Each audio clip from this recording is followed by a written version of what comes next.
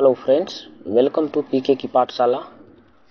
आज हम लोग पीके की पाठशाला पर टीआरई 1, 2, 3 जैसे 6 to 8 का हम लोग डिस्कशन देख रहे हैं। 6 to 8 में टीआरई 1 में कोई एग्ज़ाम नहीं हुआ था 6 to 8 के लिए, तो टीआरई 1 नहीं है इसमें। टीआरई 2 और टीआरई 3 में जितने भी प्रश्न मैथमेटिक्स सेक्शन से, जो जीएस पेपर में मैथमेटिक्स होता है, उस सेक्शन से जो भी प्रश्न पूछा गया है क्लास 6 to 8 के लिए जीएस सेक्शन में जो भी प्रश्न पूछा गया है उसका कंप्लीट एनालिसिस इस वीडियो में है। आप लोग इसे देखें और ये useful to all the aspirants of TRE है। एप्टीट्यूड सेक्शन के लिए, मैथमेटिक्स के लिए, चाहे 1 to 5 का हो, 6 to 8 हो, 9, 10 हो और 11, 12 हो, सबके लिए इक्वली इम्पोर्टेंट है। तो हम लोग आगे बढ़ते हैं, देखते हैं पहला प्रश्न क्या था। ये जो भी प्रश्न अभी आएगा एक नंबर से 8 नंबर तक टोटल प्रश्न है हमारा टीआरई 1 का, और 9 to 16 ये प्रश्न है टीआरई 3 का। ये टीआरई 2 का और ये टीआरई 3 का है। क्लियर? तो बढ़ते हैं हम लोग आगे और देखते हैं क्या क्या हमारा प्रश्न है। पहला प्रश्न है आपके स्क्रीन पर। दो संख्याओं के बीच का अंतर 14 है। x - y = 14 दे रखा है और उनके वर्गों का अंतर यानी x² और -y² = दिया है 448। अब a² - b² का फॉर्मूला हम जानते हैं क्या जानते हैं, a + b × a - b बराबर दिया है 448। तो यहाँ से हमको क्या x + y = क्या आ जाएगा, x - y का वैल्यू अंतर दे रखा ना, x - y का वैल्यू 14 है। 14 से इधर डिवाइड कीजिएगा तो 14 3 जा 42 और 14 2 जा 32, यानी दो संख्याओं का सम जिसका आना चाहिए 32 और डिफरेंस आना चाहिए 14, वही होगा हमारा आंसर। इसमें 32 आ रहा है, सम नहीं आ रहा है, पूरा सॉल्व नहीं करेंगे मेरे भाई, समय को बचाना है। ये 9 3 12 32 यहाँ आ रहा है, ये आ रहा है नहीं आ रहा, एक ही आंसर है, टिक करेंगे आगे निकलेंगे। बहुत जरूरी है तो आप वेरीफाई कर सकते हो। वैसे दोनों का डिफरेंस भी 14 आ रहा है, ये भी आ रहा है, तो आंसर सही ही होगा। क्लियर है? आगे बढ़े। बिल्कुल। अगला प्रश्न है, दक्षा ने 180 रुपया में कई पेन खरीदे। यदि समान राशि के लिए 3 और पेन खरीदे होते तो प्रत्येक पेन की कीमत 3 रुपया कम हो जाती। उसने कितने पेन खरीदे? तो इसका बनाने का सही तरीका है, मान लीजिए शुरू में x पेन उन्होंने खरीदा, ठीक है, और y रुपया मान लीजिए प्रति पेन उसको मिला है, तो x × y = 180 आना चाहिए। क्लियर है? और तो x × y = हमारा 180 हो गया। और डिवाइड करने वाले से मत बनाइएगा, समय लगेगा। नंबर्स का गेम देखिए, नंबर को सीखिए। क्लियर? और दूसरा प्रश्न आगे क्या कर रहा है, अगर यदि उसने समान राशि के लिए 3 और पेन खरीदे होते, पेन की संख्या ये है प्राइस, ये है नंबर, ये है प्राइस, 3 और पेन खरीदे होते यानी x + 3 खरीदा होता, इसी राशि यही है, और पेन खरीदे होते तो प्रत्येक पेन की कीमत भी 3 रुपया कम होती, मतलब y - 3 कम हो जाता, तो भी 180 ही लग रहा है, उतना में ही। अब ऐसा कौन सा संख्या है जो 3 में उसमें 3 ऐड करके 180 मिलना चाहिए, या अगले में 3 डिफरेंस करके 180, मतलब कौन ऐसा दो नंबर है जिसके जैसे मान लीजिए क्या है ना, जैसे 8 और 6 48 है, यानी 6 में से 2 माइनस किए तो 2 प्लस किए तो 8 मिला, 8 में 2 माइनस किए तो क्या हुआ, 6 मिला 2 का। अगर ऐसा रहता, मतलब दो कम खरीदता तो 2 रुपया ज़्यादा लगता, 2 कम खरीदता तो 2 रुपया ज़्यादा लगता, या 2 रुपया उतना ही पैसा में 48 में। इसी को अगर डिकोड यहाँ पर करके दे तो 6 और 8 भी कर सकता था, उस सवाल में आंसर आ सकता था ऐसा करके, यानी कि 48 रुपया में कई पेन खरीदे। उसने समान राशि के लिए अगर 2 ज़्यादा पेन खरीदे होते तो 2 रुपया कम लगता। तो 6 और 8 का मल्टीपल और 8 और 6 का मल्टीपल 48 ही आ रहा है। तो ऐसा इसमें सोचना है कि नहीं, मतलब ये जो नंबर आ रहा है कोई एक वैल्यू है, इससे हमारा क्या होना चाहिए, 180 डिवाइड होना चाहिए। अब देखिए इसमें अगर हम इसको जोड़िए, 17 जो ऐड करके हो रहा है तो 14 × 17 कीजिए, आ रहा 180 नहीं आ रहा है। इसमें 3 ऐड कीजिए, 12 × 15 180 आ रहा है, बराबर 80 से 3 माइनस कीजिए 180 आ रहा है। आपको अगर इच्छा है तो आप इसे सॉल्व कर सकते हैं, कोई दिक्कत नहीं है। आप सॉल्व करेंगे, आंसर आएगा, काफ़ी लंबा जाएगा, समय जाएगा, लेकिन आप नंबर को देखना सीखिए, नंबर से गेम कीजिए। 16 से करेंगे, 16 में 3 कहिएगा, माइनस करके क्यों नहीं देखे सर, प्लस करके क्यों, इसमें माइनस करके देखिए, नहीं आ रहा मल्टीप्लाई करने से, प्लस कीजिए और 15 में फिर 3 माइनस कीजिए तो 12 आ रहा है। तो सही आंसर होगा बी। नंबर्स को सीखिए, समय को वहाँ पर समय सेव करना जरूरी होता है। अगले प्रश्न पे मूव करते हैं हम लोग। अगला प्रश्न है, करा कि बिंदु P है, मान लीजिए ये P का कोऑर्डिनेट दिया है -4 और 7, और इधर दिया है 2 और -5 PQ। ये है पॉइंट P, ये है Q। डिस्टेंस फार्मूला आप जानते हैं, डिस्टेंस निकालने का क्या होता है, y2 - y1 का स्क्वायर प्लस x2 - x1 का स्क्वायर का रूट। तो y2 - y1 या x2 - y1, ये 7 है, 7 में से 5 माइनस कीजिएगा तो क्या हो जाएगा 12 जा 144, और ये 4 है, ये 2 माइनस कीजिएगा तो 6 हो जाएगा। अगर इधर वाले में से इधर को माइनस कर रहे हैं तो दोनों में ही इधर ऐसा ही कीजिए, इस P वाले पॉइंट में से Q वाले को माइनस कीजिए, ऐसा नहीं एक बार इसमें से उसको, एक बार उसमें से इसको, गड़बड़ हो जाएगा।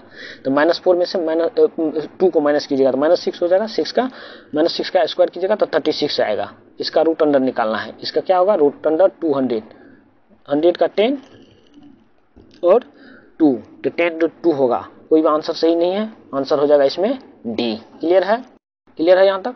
अगले प्रश्न पे मूव करते हैं। अगला प्रश्न देखिए क्या कहता है, कहता है एक वृत्त को 2 अलग अलग बिंदुओं पर काटने वाली रेखा क्या कहलाती है। ध्यान दीजिएगा, ये काटने वाली है, यानी कोई एक वृत्त है, वृत्त को कोई भी रेखा या तो 2 बिंदु पर काट सकती है या एक बिंदु पर काटना नहीं, उसको बोलते हैं हम लोग छूते हुए निकल जाना। छूते हुए, रुकिए थोड़ा पेन, हाँ, छूते हुए, इस पॉइंट पर छूते हुए एक बिंदु पर निकल गई है, ये 2 बिंदु पर काट रहा है। क्लियर, तो जो काटते हुए निकल जाते हैं उसको सिकेंट बोलते हैं, यानी छेदिका, छेदिका।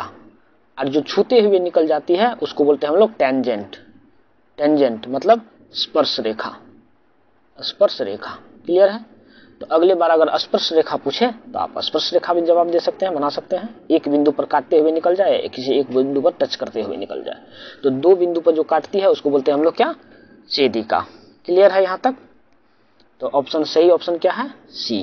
क्लियर है। जीवा होती है जो 2 बिंदुओं को मिलाती है, काट के निकलती नहीं है, जीवा। त्रिज्या होती है जो सेंटर से पेरिफेरी तक जाती है, परिधि तक जाती है, केंद्र से परिधि तक की रेखा को त्रिज्या कहते हैं। क्लियर है।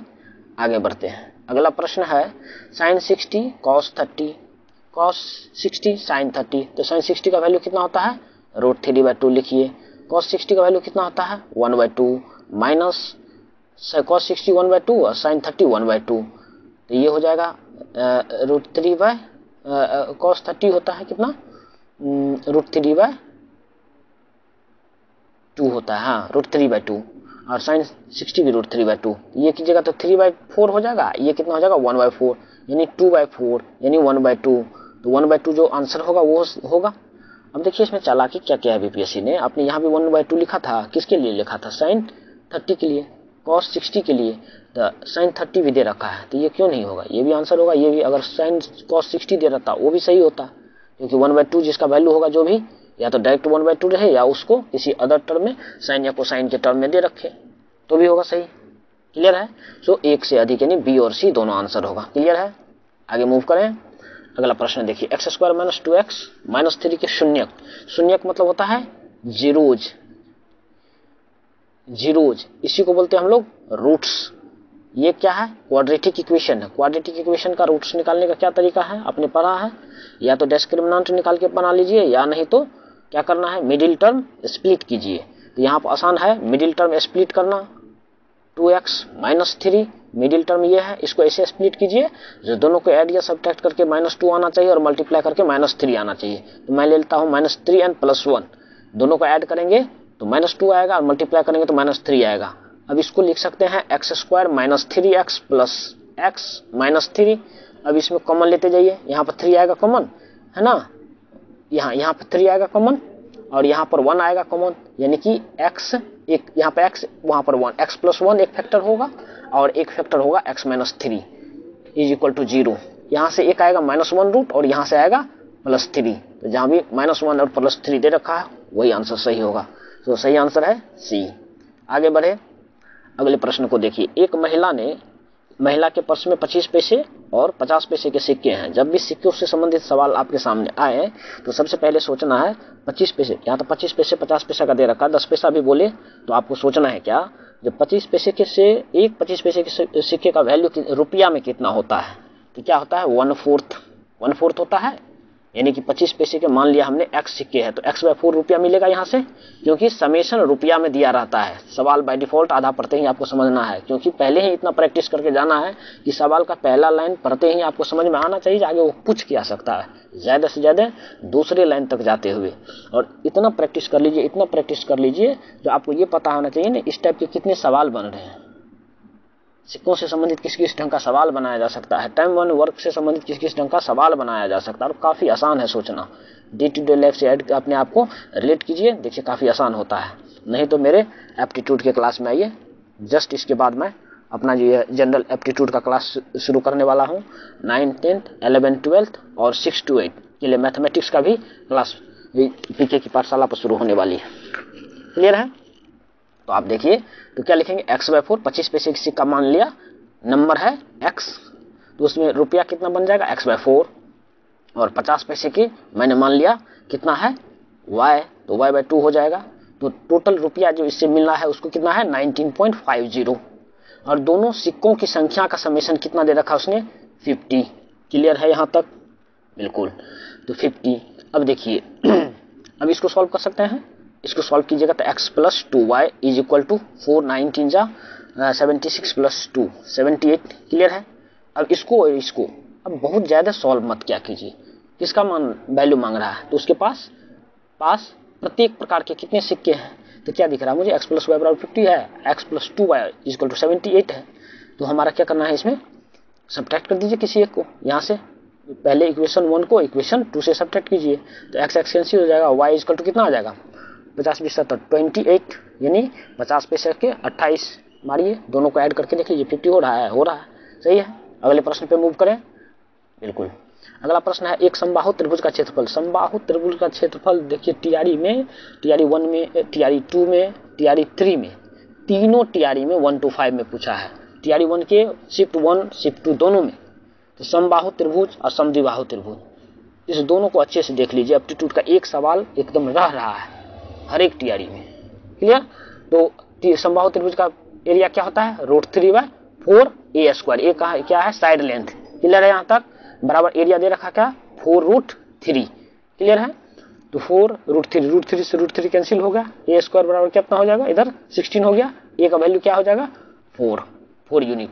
अब मांग क्या है इसकी परिधि, तीनों साइड बराबर है, 4 3 12 सेंटीमीटर। क्लियर है? आगे अगला प्रश्न कहता है x⁴ y⁴ x y = 1, तो x² y² - 2xy का मान निकालना है। पहले लिखिए इसको x⁴ और y⁴ = 17। अगर आपने अलजेब्रा पढ़ रखा है तो आपको डिकोडिंग यानी डिवैल्यूएट करना मतलब डिडक्शन फार्मूला पता होगा। डिडक्शन करना मतलब क्या था, हायर ऑर्डर से लोअर ऑर्डर की तरफ हम लोग मूव करेंगे। यानी x², ये x⁴ है ना, इसको x² के टर्म में लिखना चाह रहे हैं, क्योंकि देखिए मुझे मांग रहा है x² के टर्म में वैल्यू, तो इसको लिखते हैं ऐसे। क्या लिख सकते हैं इसको, x² + y² का होल स्क्वायर लिख सकते हैं, इसको लिख सकते हैं। लेकिन इसको अगर होल स्क्वायर कीजिएगा तो x⁴ y⁴ तो मिलेगा, एक एक्स्ट्रा क्या मिलने वाला है 2x² y²।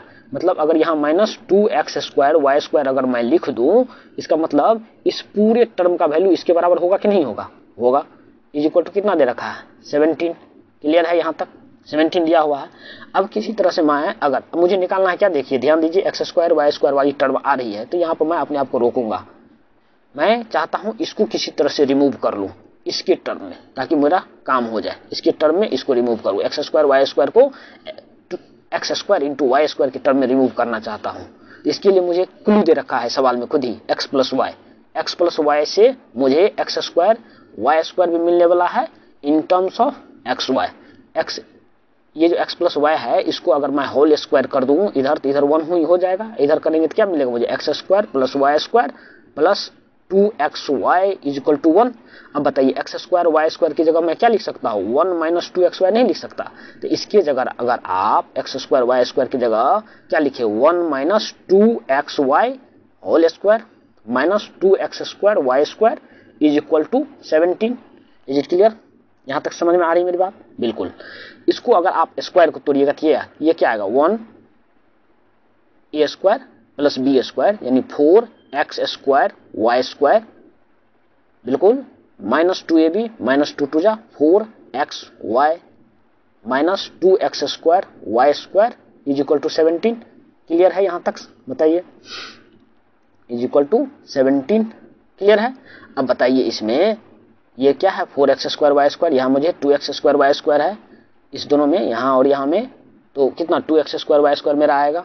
1 इधर है, इसको इधर ले जाएंगे तो हमारा कितना बचेगा, इस तरफ 16 बचेगा, 16 आएगा। अब इस दोनों में देखिए, ध्यान दीजिए, मेरी बात गौर से सुनिए, ये माइनस में है, ये प्लस में 4 है, तो 2 बचेगा, 2x square Y square, 2x square Y square बचेगा, ये 4xy बचेगा माइनस में, अगर 2 आप कॉमन लेंगे तो x square Y square minus 2xy बचेगा जो यहाँ दिया हुआ है। अगर इसी टर्म में, इसी में ऊपर मैं थोड़ा सा इरेज करके ऊपर की तरफ लिखना चाह रहा हूँ, आप देखें इसे इरेज किया मैंने, यहाँ से यहाँ तक इरेज किया, अगले पेज में नहीं जा रहा हूँ, यहाँ से यहाँ तक मैंने जो लिख रखा है, देखिए गौर से, ये लाइन जो आया मुझे आ रहा है, क्या आ रहा है, हाँ पेन लिया मैं, हाँ 2x square Y square minus 4xy is equal to आया 16। यहाँ से 2 कॉमन लीजिए, 2 अगर आप कॉमन लेते हैं तो क्या आएगा, x square Y square minus 2xy is equal to 16। अब इधर से 2 इधर से जाएगा तो 8 हो जाएगा, है, तो x square Y square minus 2xy, इसी का वैल्यू तो मांग रहा है मुझे, तो कितना आएगा आंसर, ए। क्लियर है यहाँ तक? कोई दिक्कत है नहीं ना? तो इसका आंसर आएगा ए। अगले प्रश्न पे मूव करें। बिल्कुल, अगला प्रश्न देखिए क्या कह रहा है, कितने वर्षों में 7500 8% ब्याज दर से दोगुना हो जाएगा। मतलब ये दोगुना हो जाएगा, ये रुपया दोगुना आ रहा, मतलब इंटरेस्ट प्लस ये, इस बात को समझिए, ब्याज प्लस मूलधन दोनों मिलकर मुझे कितना मिल रहा है, इसका दोगुना, मतलब ब्याज कितना मिल रहा है, जितना ये है। समझ रहे हैं मेरी बात? SI इक्वल टू इतना ही मिल रहा है, मतलब उतना टाइम में ये अगर 100% हो जाए तो दुगना मिलेगा। SI अगर 100% हो जाए तो 100% SI होने के लिए क्या होना चाहिए, रेट और टाइम का इंटरेस्ट, रेट और टाइम का मल्टीप्लिकेशन कितना होना चाहिए, 100। इसको सीखिए, ये सीखना आप निकाल लेंगे फार्मूला से, नो डाउट। आप फार्मूला पढ़ोगे, इंटरेस्ट इतना ही हो जाएगा, आप लिखोगे 7500 equal to PTR, 7500 into T into R by 100 करोगे, इसको इससे काट दोगे आप। अब देखिए एक्चुअली आ क्या रहा है, टाइम इंटू रेट का मल्टीप्लिकेशन 100 आ रहा है, यही तो मैं बोल रहा हूं। जनरली आपको सोचना है, ये जनरलाइज चीजों को करके सोचना है। आ रहा है 100 आ रहा है ना, ये फॉर्मूला सही आ रहा है ये, लेकिन अगर आप सोचेंगे ना, थॉट्स को बढ़ाएंगे तो आपको पता चलेगा वो यही तो हो रहा है। अब इतना होने के लिए क्या, एक 8 दे रखा है तो 12.5 से मल्टीप्लाई कीजिए, 8 में 100 आ रहा है, तो सही आंसर है ए। क्लियर है? आगे ये है -2/5 0 31 25, ये 5 का पावर 5 है, थोड़ा सा ध्यान रखना चाहिए आपको। 5 का 5 5 जा 25 25 5 जा 3 बार किया तो 125, 4 बार करोगे तो 4 बार करोगे 125 में तो कितना हो जाएगा, 25 हाँ 625, यानी 2 4 बार में 625 हो जाएगा। 625 में एक बार 5वीं बार करोगे तो 3125 होता है। 3125 कितने बार में, 5 बार में। इसको लिख सकता हूं मैं 0.5 का -2/5 इंटू 5, ये 5 से 5 कैंसिल, -2 है। मैंने बताया था ये TRE 1 के डिस्कशन में इस तरह का सवाल पूछा गया है, TRE 1 में भी, TRE 1 2 3 दोनों में, क्लास 1 to 5 में पूछा गया है, सारे में। तो ये है, तो इसको लिख सकता हूं मैं क्या, 1/0.5 की पावर 2, ये इधर 10 हो जाएगा, 2 की पावर 4। क्लियर? 2 की पावर 2 बराबर 4। क्लियर है? आगे चलिए, अगला प्रश्न कर रहा है 1/5 की पावर 3x इक्वल टू, देखिए 2 सवाल यहाँ पूछा है ना, और 1 to 5 में भी TRE सब में ऐसा 2 सवाल पूछा है, पावर वाला, घातांक एवं करनी से, स्क्वायर रूट वाला, ये पावर वाला। इसको एकदम देखिएगा अच्छे से, इस चैप्टर को हम पढ़ाएंगे। मतलब सिंपल सा प्रॉपर्टीज है, ए की ध्यान दीजिए, ए की पावर बी है और इधर ए की पावर सी है, दोनों तरफ अगर बेस सेम है तो पावर भी इक्वल हो जाता है। क्लियर है? ए की पावर बी हो इंटू ए की पावर सी हो, बेस सेम है तो पावर क्या हो जाता है, बी प्लस सी ऐड हो जाता है। बेस सेम हो और डिवीजन हो तो सब पावर सब्ट्रैक्ट हो जाता है, पावर की पावर हो तो मल्टीप्लाई हो जाता है। क्लियर है? यहाँ तक कोई दिक्कत है तो बताइए, नहीं है? आगे बढ़े। तो इस सवाल को कैसे बनाएंगे, देखिए ये क्या है, 1/5 की पावर 3x। इसको देखिए क्या है, अगर नहीं कुछ आता तो पॉइंट को अपना कन्वर्ट कर लीजिए, इसको तो हम लिख सकते हैं ना 0.2 की पावर 3x। ये क्या है, ध्यान दें, अगर आप गौर से दे तो 0.2 की पावर क्या है 3x, इधर दे तो क्या है 0.2 का पावर क्या है ये 3, तब ना हिट आएगा। तो 3x = 3 यानी x = क्या वैल्यू आ गया, x का वैल्यू 1 आ गया, यहाँ का x का वैल्यू 1 पुट कीजिए तो क्या आएगा, वही रहेगा आंसर। ठीक है, अगले प्रश्न पे हम मूव करते हैं। अगला प्रश्न है कौन सा, ये देखिए सेम डेटा के साथ पूछे हुआ है 1 to 5 में ये क्वेश्चन। तो क्या करना है इसमें, हमने वहां भी बता रखा है, जिसमें हर सामान्यीकरण से बताइए, सामान्यीकरण से बताइए, मतलब इक्वलाइजेशन ऑफ डिनोमिनेटर, सबके डिनोमिनेटर के सेम कर लीजिए, बन जाएगा। तो वहां भी एकदम यही डेटा ही यही है, एलसीएम 180 होगा, मल्टीप्लाई कीजिए, जिसका जैसे आएगा, जो ऑर्डर सही है ऑर्डर में अरेंज कर लीजिए, असेंडिंग डिसेंडिंग में, जो भी ऑर्डर आएगा आपको उस अनुसार बना लीजिए। सेम ही सवाल है 1 to 5 में, TRE 1 या TRE 2 में पूछा गया है। क्लियर है? इसको आप कर सकते हैं, है ना। इसका सही आंसर क्या है, क्वेश्चन नंबर, इसका शायद बी आ रहा है सही आंसर, इसको आप लोग देख लीजिएगा। इससे पहले वाला का आंसर क्या आया था, सी आया था ना, तो इसका आंसर है बी, इसको देख लीजिएगा। क्लियर है? करके दिखाएं, लीजिए देखिए, 36 इसमें लगेगा, हाँ 10 से 18 दूना 36, इसमें 36 से डिवाइड कीजिए, 18 10 18 दूना 36, 5 बार में लगेगा, 5 31 5 जा 31 5 जा 5 5 3 जा 15, 155 आ रहा पहले का वैल्यू। अब तो हर सामान्यीकरण कर लिया ना, पहले वाला वैल्यू 155, 31 का इससे चेक कर रहे हैं, 20 से है, दूसरे का वैल्यू 17 18 10 170 आ रहा है, ठीक है। तीसरा 45 दूना 90, यानी कितना हो जाएगा, 45 90 90 4 बार में कटेगा, तो 83 166 आ रहा है। क्लियर है? 59 ये है 3 59 157 आ गया। क्लियर है? इस सब में देख लीजिए असेंडिंग ऑर्डर में क्या आ रहा है, 157 आएगा, 16 3 जा करिएगा 180 में तो 3 आएगा, 27 और 3 15 2 17 177 आएगा। तो सबसे बड़ा 177, उसके बाद 170, तब 166 ये, तो इसको अरेंज कर लीजिए अपना। क्लियर है? अरेंज करके जो भी आंसर है मैं देख लीजिए, काफी आसान है, इसमें कोई दिक्कत नहीं है। अगले प्रश्न पे आइए, दो संख्याओं का अनुपात ये है, उनके बीच का अंतर ये है, दो संख्याओं का अनुपात, अनुपातिक राशि मान लीजिए x है, तो डिफरेंस क्या आ जाएगा, दोनों का डिफरेंस 11 है कि नहीं, दोनों का डिफरेंस क्या दे रखा है, 11 किसके बराबर है 264 के बराबर, तो 11 से डिवाइड किया, 11 2 जा 22, 11 4 जा 44, यानी 44 आ रहा है दोनों के बीच का, मतलब समानुपातिक राशि, अनुपातिक राशि जो भी मानिए। तो अब क्या कर रहा है, जो दोनों संख्याओं में छोटी संख्या क्या, छोटी 14 से मल्टीप्लाई करने पर मिलेगा, इसको 14 से मल्टीप्लाई कीजिए, आंसर रहेगा, तो 633, तो 336। क्लियर है? अगले प्रश्न पे मूव करें। अगला प्रश्न क्या कर रहा है, देखिए, एक कमरा 8 मीटर लंबा, 6 मीटर चौड़ा और 10 मीटर ऊंचा है। एक कमरा है, इसका दे रखा है लंबाई, चौड़ाई और ऊंचाई दे रखा है। क्लियर है?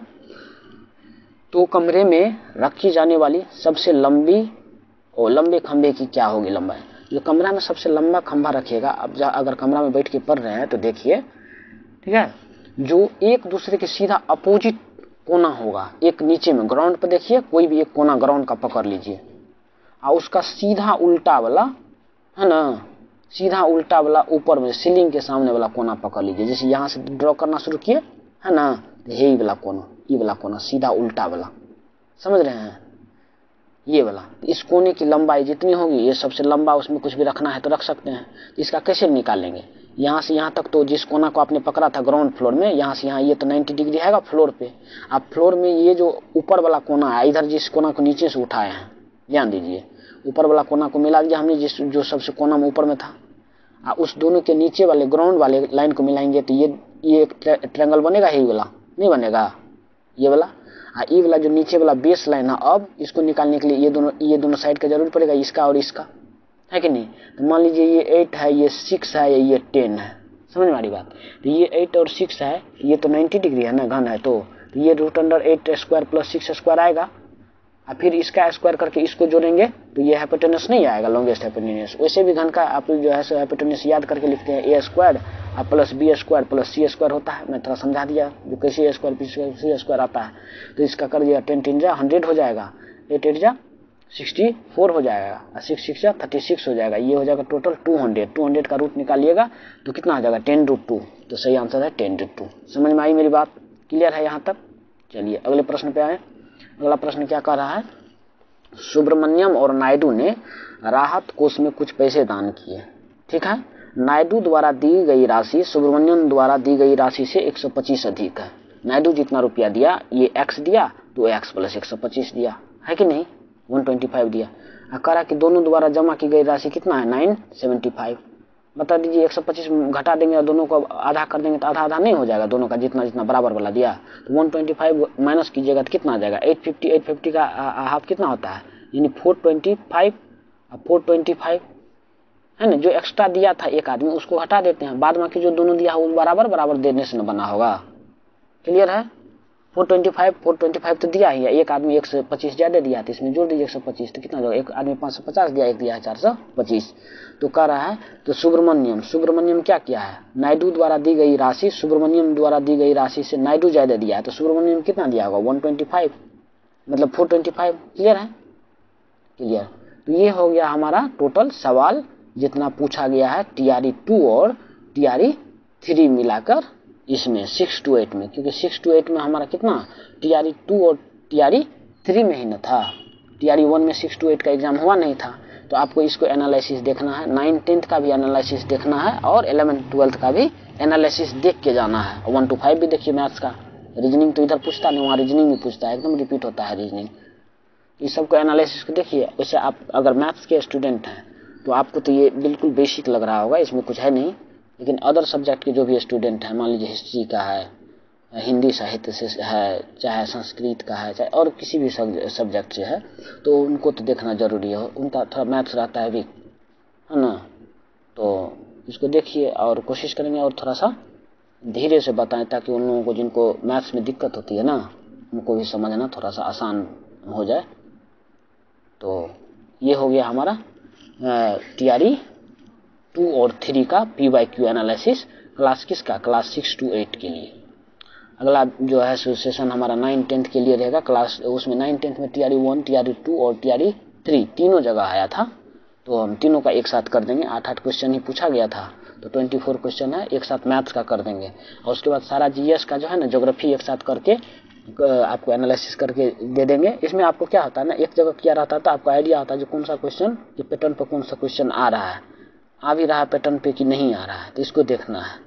और कौन कौन चैप्टर मैक्सिमम है जिसको टच करने का कोशिश किया है ना। तो that's all about today, thank you for watching.